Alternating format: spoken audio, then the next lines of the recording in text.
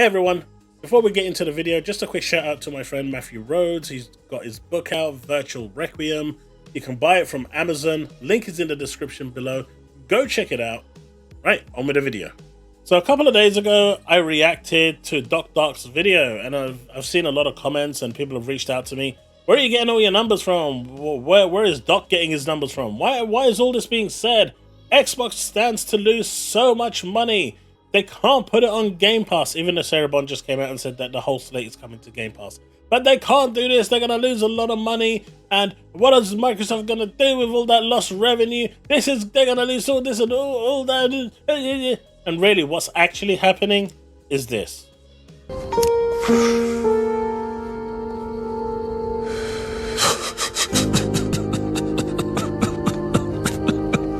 As they realize that they have to pay $70 for a game that Xbox gamers get as part of their subscription, among all the other first-party games that come on the subscription and third-party games that come on the subscription, plus the other third-party games that are now coming from Square Enix as well, that no longer want to be PS5 exclusive because PlayStation gamers don't buy games. Well, things are starting to change, and they're starting to change for the better. But now, as we can see from here, so let's look at this real quick.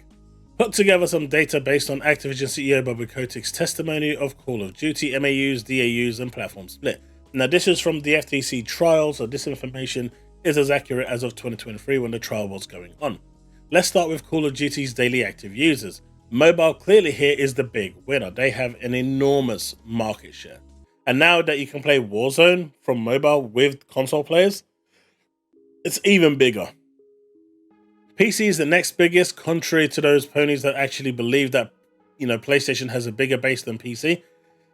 They do not. So 17.5 million is on PC and 11.2 million is on PlayStation, whereas 5.6 million is on Xbox. Now, I know that the first thing you ponies are going to do is laugh at that, but the joke's on you, because that's actually why it's actually even more feasible for Call of Duty to be on Game Pass.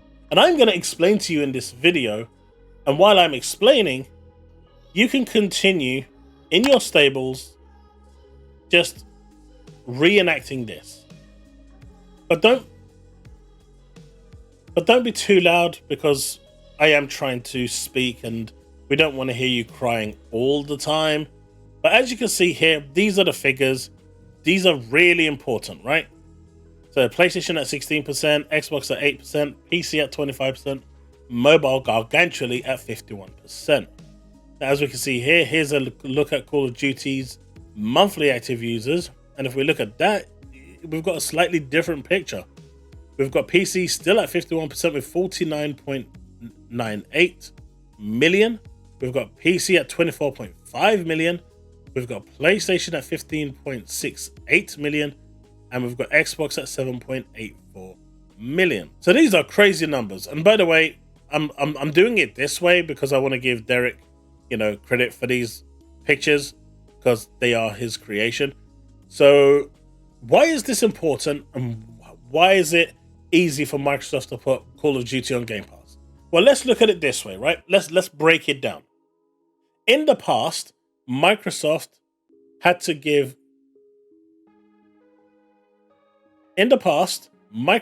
only got 20% of the revenue for Call of Duty. Activision took 80% of that revenue. So from that 8% of Xbox users monthly playing, they got 20% of the revenue. So what Microsoft is doing now is foregoing that 20% revenue, putting it into Game Pass and saying, okay, our customers are our customers and we want to treat them good. So they're putting the game into there. Now, I'm going to get to my microtransaction point in a bit, but just let me cook. So then you've got the mobile market, which is something Microsoft really wants to get into. Now, they were getting zero revenue from this. Now they are getting 70% revenue, because now they are getting 70% revenue from mobile. So from 20% on Xbox, they are now getting 70% on mobile. Now, when you look at PlayStation, they were getting 0% from PlayStation. Now, from that 16%, they are getting 70% of the purchase price, right? Then they go to PC. They're still getting 30%. They're still getting 70%. So now let's look at it as a global thing, right? As 100% base. They were getting 20% from 8% sales. Now they are getting 70% from 92% of sales. Now I know what you're going to say. Well, Chaos, mobile is free to play. And that's where it's even more beautiful, right? Because I'm talking about box prices. And obviously with this one, there is no box price. But microtransactions is where it's all at. And that is the big earner. The box price brings in a limited amount of money, but we all know microtransactions is where it's at. And during the height of COVID, Call of Duty Mobile was making $7 million a day. $7 million. Now looking around, I couldn't find anything concrete other than a few reports saying that it's estimated around 10 to 12 million a day now. Some saying even up to 14 million a day. That's ridiculous money that is coming now to Microsoft. Just through microtransactions, 70% of that per day is going into their coffers. Now for every microtransaction, battle pass, or anything that's spent on the actual base console PC game, all of that from this figure here, we're talking 41% of the player base is going to Microsoft. So for you ponies out there that are sitting there and saying, but Microsoft stands to lose so much money putting the game onto Game Pass, they actually don't. They stand to gain way more. They're losing 20% of an 8% share, but they're gaining 92%, but they're gaining 70% of a 92% share. How is that them losing? They can afford to lose that 20% of an 8% share and reward their customers for being on Game Pass. But what this also means is those people that are out there looking around, they are going to consider now that maybe going to Game Pass, because all the marketing now belongs to Microsoft. So that is going to be the best place to play, where the betas go first. All the advertising is going to be there and nowhere else. This is going to be bundled with the Series S's. And even if they bundle them at a loss, it doesn't matter because they'll make that money through microtransactions. Because people spend a metric ton in CoD on microtransactions. So it really doesn't matter at this point. This is how big and a game changer Call of Duty is for Microsoft. And at the end of the day, this is how they can afford to put those games onto Game Pass. Because they can and they will. And all those people saying that, but they're going to lose all their money, they're losing nothing. Nothing. They're gaining so much now that they weren't gaining before, that they could sacrifice that 20% of an 8% market share because they're getting that bigger pie of 92% of the, because they're getting that bigger pie of 70% of that 92% share, plus the microtransactions that come from it.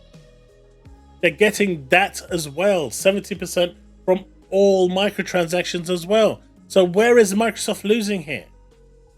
Where is Xbox losing here? They are not. And this is why all of you people out there that are crying, having a tantrum, kicking up a fuss, it doesn't matter. Because you're only crying because you're salty. You're only crying because you're bitter that your platform of choice doesn't offer you a better service. Whereas the Xbox community is being treated amazingly. Game Pass is the best deal in gaming, and it continues to evolve and become better and better. And I know there's talks about a new tier coming, like an ad tier that's at the lower end, and potentially a higher tier. It doesn't matter, because it's still going to be the best deal in gaming. And the best part of all this, Call of Duty will bring in new subscriptions. I predict at least around 5 million.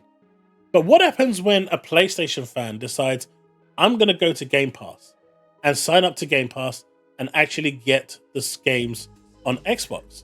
They are now part of the Xbox ecosystem. The moment you go into that Game Pass era, you're now part of the Xbox ecosystem. And once you're part of the Xbox ecosystem, instead of paying $70 for that game, you're paying for Game Pass where Microsoft take all that money.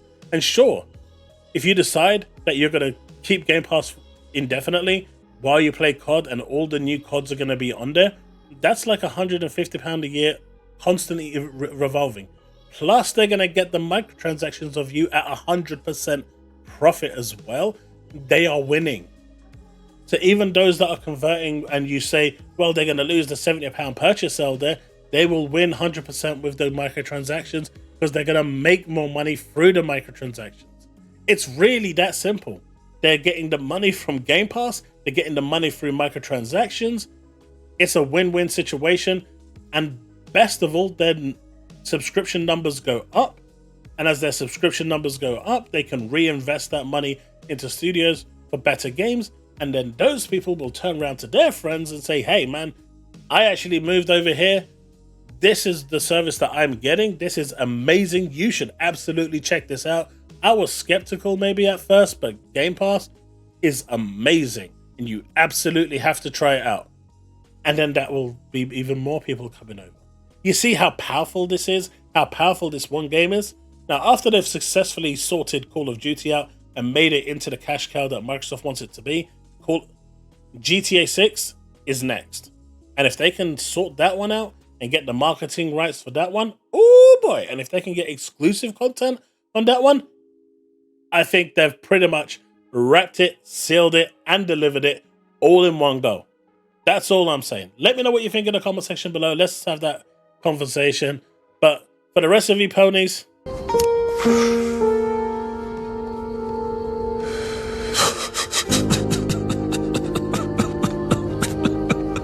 yeah, keep on crying because things are about to change. Right, that's it. First Square Enix, then COD. Who knows? Maybe GTA is next. I'm out. Remain legend.